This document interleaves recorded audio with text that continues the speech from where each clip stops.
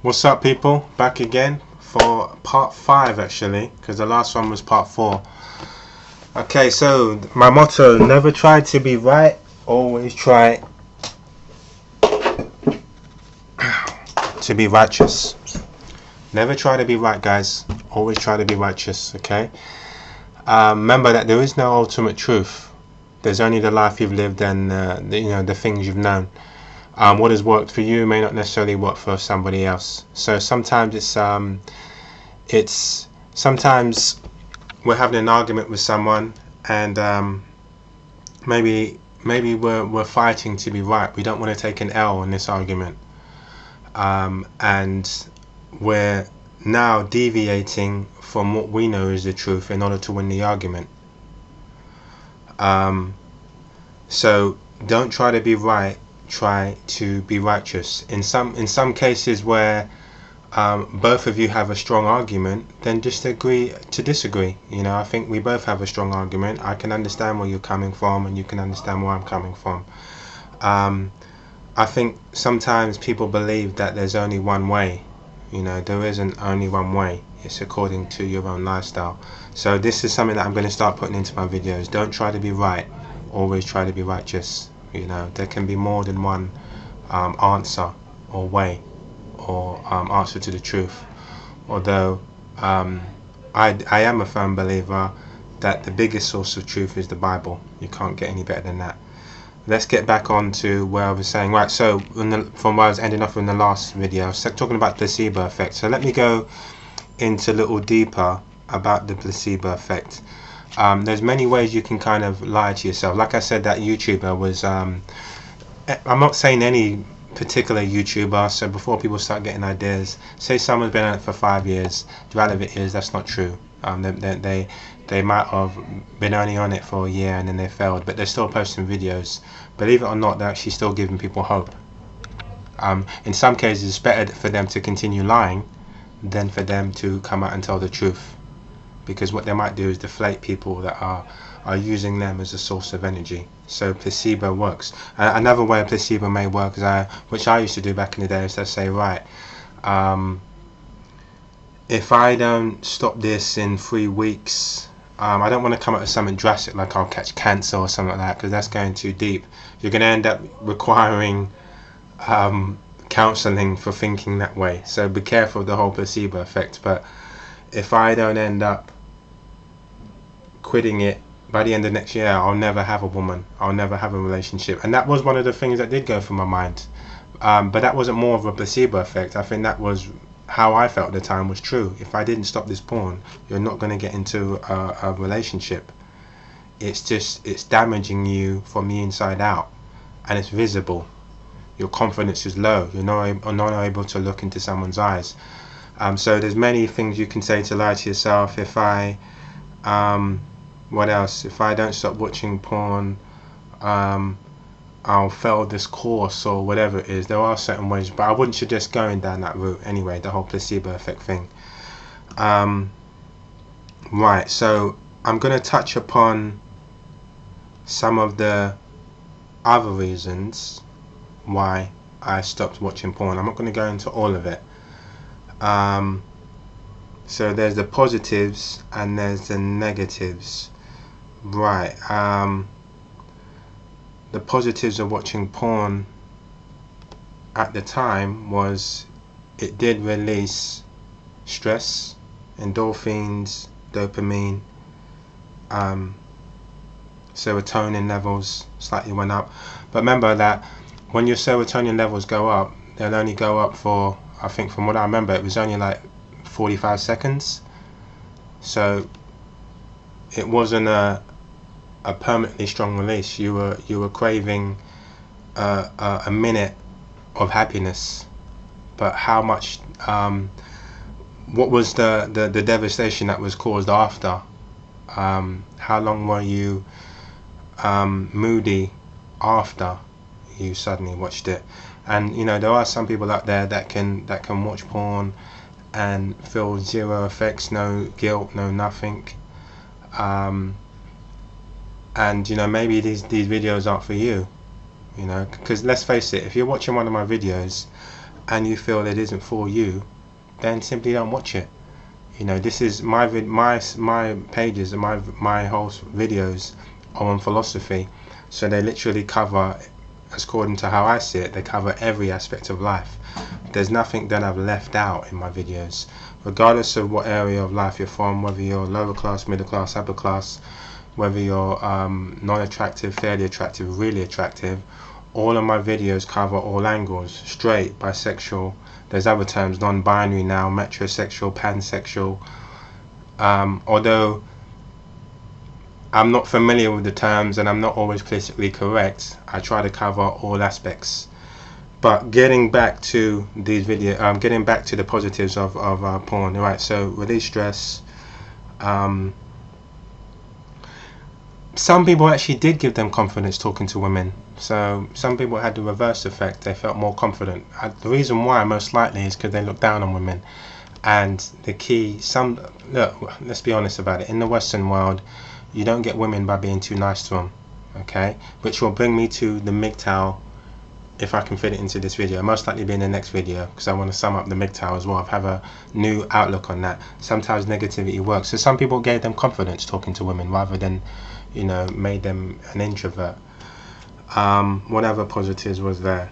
Another positive was you were able to sit down and be in the company of a woman that you'd never in your life, in the Western world again, have the opportunity to talk to. She just wouldn't give you the time of day, you know. But that fake fantasy world, I talked about placebos as well, that some people genuinely believe that these women outside of the street, if they were broke and had no money in their pocket, that these women would suddenly be smiling and, you know, attentive and give them, you know, 5 seconds of their time. You know, some people believed in that. So that, and some people I think even knew it was a lie, but they still told themselves, no, these women, and that's why they became fans. That's why they're supporting these porn stars, because they believe that these women will actually give them the time of day in real life. Whatever other positives from watching it.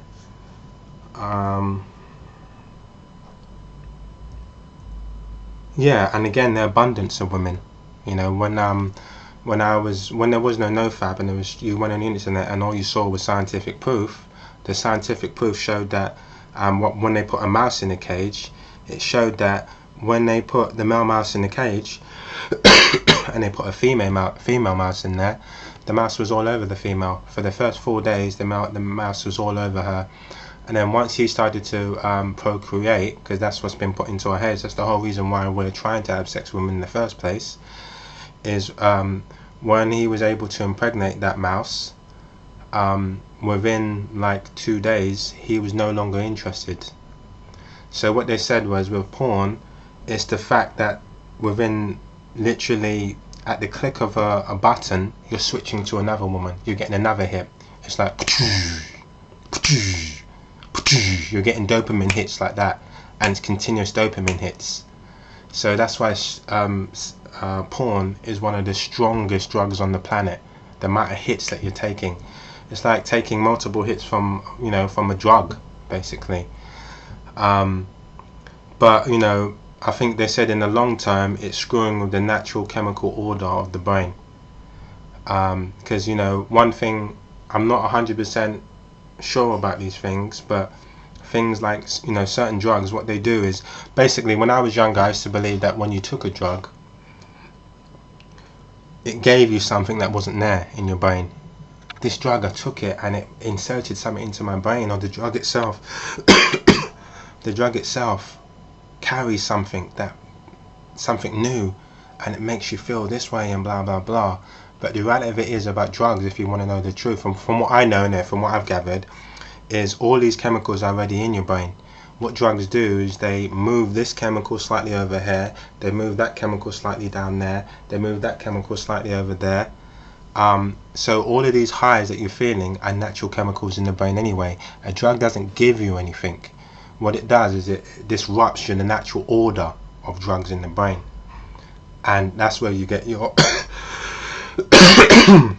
pardon me, that's where you get your natural, that's where you get your highs from, the fact that these drugs are screwing with chemicals in your brain, and in the long term the brain is just left totally screwed up, basically. That's where you end up suffering from things like depression. Alright, so that's enough. Sorry.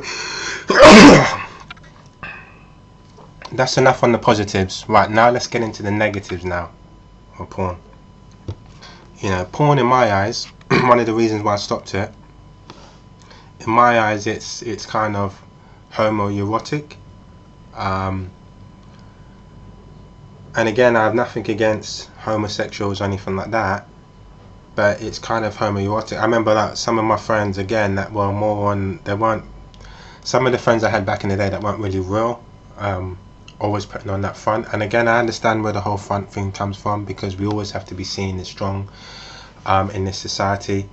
Even when you walk into most workplaces, whether you have to be politically correct when you're strong, or whether you have to be kind of construction work strong, you know, you always have to put on that, because the minute there's any sign of weakness, so some of my friends, they carry that kind of from work, or maybe even outside on the street, you know, if your neighbour's messing with you, you still got to be that way. They carry that sometimes into my environment, and sometimes it's, you know, you can kind of see through it. But this friend believed that he goes, you know, boy, you know, yeah, the first thing, it took him about a year to admit that he even watched porn. And then when he did admit he watched it, he was like, yeah, but I only watched the lesbian porn though. But lesbian porn is two gay women having sex with each other, so it's still homoerotic, if you understand what I'm saying. Okay. There's certain women, again, like I mentioned in one of my videos, their boyfriends have got them into it because they were really good at sex. And if a woman really is good at sex, 50% of the time there's things that's happened to her in their childhood and things like that. Again, I don't have 100% statistics on it, but if she really is that good at it, where she's wanting to do all of those things, then most likely she's been damaged or broken in one way or another. Okay. The boyfriend has then seen that and he said, right, let's exploit it, let's make money from it. And let's face it, no man can truly love you if he's pushing you out like that, almost pimping you out, really. No man can ever truly love you like that. I don't believe in these open relationships. Okay. So these women are pushed into it by people that they trust, and then the whole porn industry abuses the living crap out of them. Because don't think, you know, it's actually funny, because I was watching a video where it said, don't think that the women are being abused on set. The people that are really being abused are the men. Because the men, they're told that you have to finish on cue. You have to finish on cue. You have to go on for, you know, if you do finish, then you have to be able to get it back up again. Get it back up again, man. Stop being come on, this scene needs to be done. It's money, come on. And they're seen as almost like workhorses, almost like goats. You know, like when you see those adverts of goats carrying all those bricks on their back. It's not as you don't just simply walk in there and have sex with as many beautiful women as you want. It's stopping and starting every 5 seconds. And it's the men that are laughed at by the women for not being able to get it up. Some of them probably being called gay. Oh, what, you gay? You like men instead? Is that why? And they go for a lot of abuse. I remember watching one video where this woman had a term for this guy. She'd call him this word, and it was a really bad word on the porn set. And even while she's having sex with him, she's calling him the word. And I had to Google it to figure out what it is. It's like an acronym or whatever it is, or a short term for something. But yeah, so getting back to it, the women also go for a lot on set. You know, some of the scenes that you've seen, even though they're smiling and they're laughing, the men are slapping them around the face, spitting on them. You can see sometimes they're in pain when more than one man's having sex with them, things like that. It's not always pretty for them, you know. And some of the women are encouraged, straight women that go into the industry, they're encouraged by, again, charismatic men, or sometimes women, that just want to use them for money, to have sex with, well, not even have sex, to be in a scene with another woman and somehow pretend that they're lesbians, because they generate more money. It's a new source of revenue or income. So they're forced into kind of homoerotic kind of stuff, and it's not their nature. And then I don't know whether you can force someone to be homosexual or whatever, but you can break someone and they somehow are led to, it becomes a part of it becomes a bad habit. It becomes natural for them. But anyway, I'm going to get into my third video and just sum up more of the negatives, and then we're going to get into a little bit about MGTOW, and then this will be my last. Hopefully it's just an inspirational video to let you understand why I gave up porn. Again, I may go back to it, so I'm not like, you know, shooting myself in the foot here, but this is how I'm feeling now. Okay, after, what was it, 500, 600 days, 600 and something days, this is how I feel now. But anyway, I'll see you in the next video. Peace.